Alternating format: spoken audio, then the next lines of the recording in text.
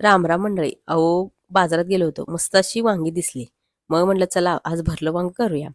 आणि ते पण चुलीवरचं. तर मसाला असा घ्यायचा सगळा आणि तो चांगला मिक्सरला असा वाटून घ्यायचा आणि त्याच्यात थोडीशी चटणी आणि धने जिरे पूड आणि तेल टाकायचं आणि वरनं थोडंसं चवीपुरतं मीठ टाकायचं. हे सगळा मसाला मस्त मिक्स करून घ्यायचा आणि वांग्यामध्ये भरून घ्यायचा. जेवढं भरता येईल तेवढं भरायचा आणि राहिलेला मसाला नंतर आपण काय करायचं ते बघूया की चला. आणि कांदा असा मोठा मोठा चिरून घ्यायचा, तेलात टाकायचा.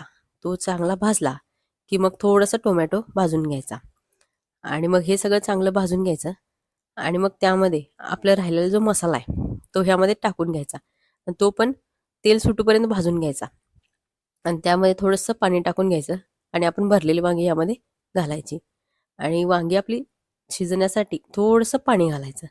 मस्त अशी वांगी वाफेवर अशी छान शिजू द्यायची आणि भरलं वांग आणि भाकरी